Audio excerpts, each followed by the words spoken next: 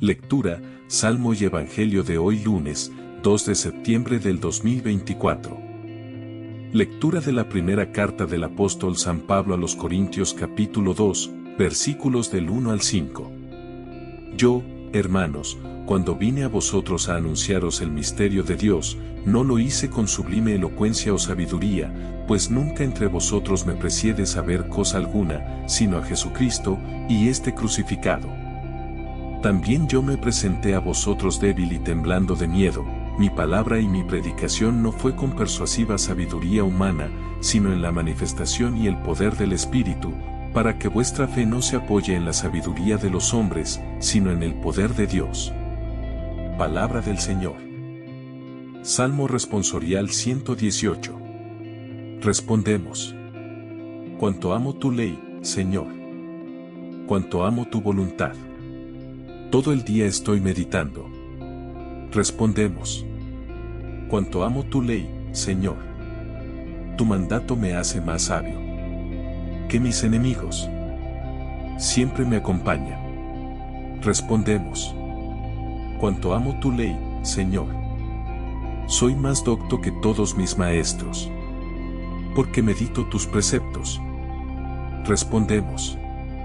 Cuánto amo tu ley, Señor. Soy más sagaz que los ancianos, porque cumplo tus leyes. Respondemos. Cuánto amo tu ley, Señor. Aparto mi pie de toda senda mala, para guardar tu palabra. Respondemos. Cuánto amo tu ley, Señor. No me aparto de tus mandamientos, porque tú me has instruido. Respondemos. Cuánto amo tu ley, Señor. Lectura del Santo Evangelio según San Lucas capítulo 4, versículos del 16 al 30. En aquel tiempo, Jesús fue a Nazaret, donde se había criado, entró en la sinagoga, como era su costumbre los sábados, y se puso en pie para hacer la lectura.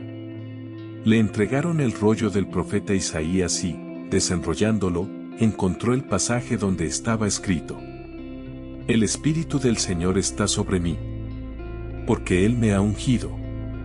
Me ha enviado a evangelizar a los pobres, a proclamar a los cautivos la libertad, y a los ciegos, la vista, a poner en libertad a los oprimidos, a proclamar el año de gracia del Señor.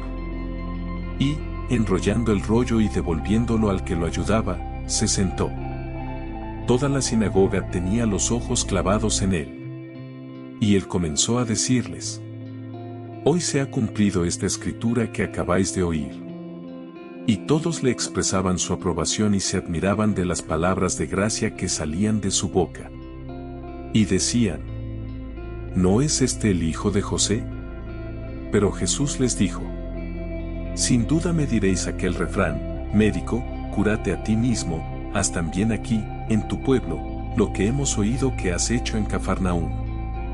Y añadió: En verdad os digo que ningún profeta es aceptado en su pueblo. Puedo aseguraros que en Israel había muchas viudas en los días de Elías, cuando estuvo cerrado el cielo 3 años y 6 meses y hubo una gran hambre en todo el país. Sin embargo, a ninguna de ellas fue enviado Elías sino a una viuda de Sarepta, en el territorio de Sidón. Y muchos leprosos había en Israel en tiempos del profeta Eliseo, sin embargo, ninguno de ellos fue curado sino Naamán, el sirio. Al oír esto, todos en la sinagoga se pusieron furiosos y, levantándose, lo echaron fuera del pueblo y lo llevaron hasta un precipicio del monte sobre el que estaba edificado su pueblo, con intención de despeñarlo. Pero Jesús se abrió paso entre ellos y seguía su camino. Palabra del Señor. Reflexión del Evangelio de hoy. Una primera impresión de los textos de hoy, tras una lectura rápida, será sin duda que ambos pasajes tienen elementos en común, decir lo cual es una perogrullada, pues sabemos que el liturgista selecciona textos con ese criterio. Dicho lo cual, entro en materia para hacer notar uno de esos elementos comunes que probablemente hayamos apreciado ya, el que ambos pasajes denotan situaciones de conflicto previas al propio pasaje en sí. Asimismo, que el pasaje en sí sirve como justificación del personaje cuestionado. Así, en 1 Cor, Pablo comienza su carta dirigida a las comunidades corintias con una autojustificación en la que casi parecen leerse palabras de disculpa. Lucas, por su parte, comienza el relato de la misión de Jesús también justificando al que va a ser el protagonista de su relato evangélico. No en vano, las expresiones de este pasaje lucano, como ese descontextualizado y traído por los pelos médico, cúrate a ti mismo, nos evocan otras expresiones del momento de la pasión, como aquel ¿no eres tú el Hijo de Dios?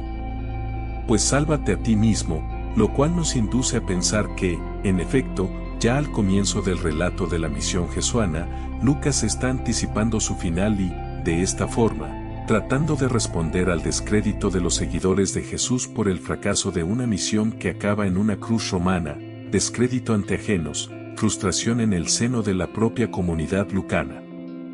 Lo que tenemos, pues, en este pasaje, no es tan solo una justificación de Jesús, sino, ante todo, un intento de justificación hacia afuera y, especialmente, de autojustificación hacia dentro, de la comunidad lucana.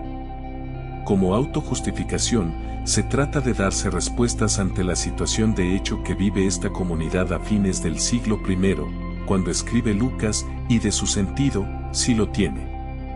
Esta situación de hecho se contextualiza en el conflicto que vive la comunidad lucana, enfrentada con un rabinismo naciente resultante de la reorganización del judaísmo tras la destrucción de Jerusalén en el 70, que va a ir excluyendo a las corrientes jesuanas del seno del nuevo judaísmo y que da lugar dentro de estas a una tensión entre la lealtad a su líder caído y lealtad a la tradición judía de procedencia de la que están viéndose expulsados. Poniéndose en la piel de estos primitivos cristianos, es fácil percibir que este conflicto externo al grupo se traduzca en un aún más doloroso conflicto interno de identidad, ante la posibilidad de quedar desarraigados de su base y fuente de sentido tradicional. El intento de respuesta y resolución anticipada que ofrece Lucas en el pasaje de hoy no es sino una escapada, una salida por la tangente, en dos movimientos: rechazo a quienes nos rechazan y proselitismo en un contexto religioso-cultural nuevo. El primer movimiento queda legitimado por la historia, el inveterado rechazo de los profetas, que no es sino rechazo a Dios.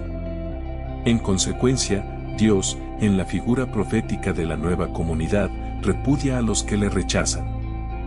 Con la diferencia, esta vez, entiende Lucas, de que el repudio es definitivo, o lo que es lo mismo, nos vamos, pero nos llevamos a Dios con nosotros. El subsecuente segundo movimiento, una vez experimentado el desarraigo, la salida de la casa paterna, la emancipación, es buscarse la vida en otros ámbitos, que se traduce en trabajar viñas ajenas. ¿Qué remedio? ¿Era eso o capitular y desaparecer como grupo? En realidad, no es una solución inventada por Lucas, es una descripción de la opción seguida por aquellas comunidades jesuanas que darían lugar a un cristianismo autónomo respecto del judaísmo. Las comunidades que siguieron la opción de mantenerse cerca del judaísmo rabínico se subsumieron en él o se extinguieron, como ya he hecho notar. En efecto, el planteamiento lucano, como el de los otros 3 evangelios canónicos, es el de Pablo, pues en él está su origen. Fue Pablo quien experimentó primero y en su persona el conflicto que décadas más tarde vivirían las comunidades. Pablo fue quien primero vivió la tensión en su propia carne entre, en un polo, negar lo que para él era irrenunciable, a saber, aquella experiencia en el camino de Damasco relatada en Gálatas y que iluminaría y transformaría radicalmente su vida y, en el otro polo, la dolorosa vivencia del repudio por parte de los suyos a que le abocaba defender aquella experiencia. Y Pablo, en tal tesitura y en medio de todo tipo de conflictos, tuvo que elegir, fue leal a su espíritu frente a la querencia de la propia carne, y se emancipó y salió con dolor y a duras penas de la casa paterna. Pero elección de tal calado tenía que justificarse, para empezar ante él mismo, para no romperse en pedazos. Esa justificación es justamente la que seguirían las comunidades que confiaron en su experiencia y siguieron sus pasos, como aquella a la que Lucas dirige el pasaje del Evangelio de hoy, y que hemos visto más arriba. Ahora bien, entiéndase que todas estas justificaciones y autojustificaciones no aportan seguridades ni certezas, ni evitan los conflictos. En el trasfondo de las mismas bulle la debilidad y el miedo y el temblor, la inseguridad del que asume el riesgo de escoger y ser fiel a su elección sin más garantías que la esperanza y confianza de que detrás de todo, detrás de su elección no hay meras razones humanas sino un impulso apoyado en Dios. Antes de irte, recuerda dar me gusta, suscribirte, activar la campanita y compartir con las personas que te rodean, para que todos tengan el privilegio de escuchar la palabra de vida eterna. Dios te bendiga en el nombre de nuestro Señor Jesús. Amén.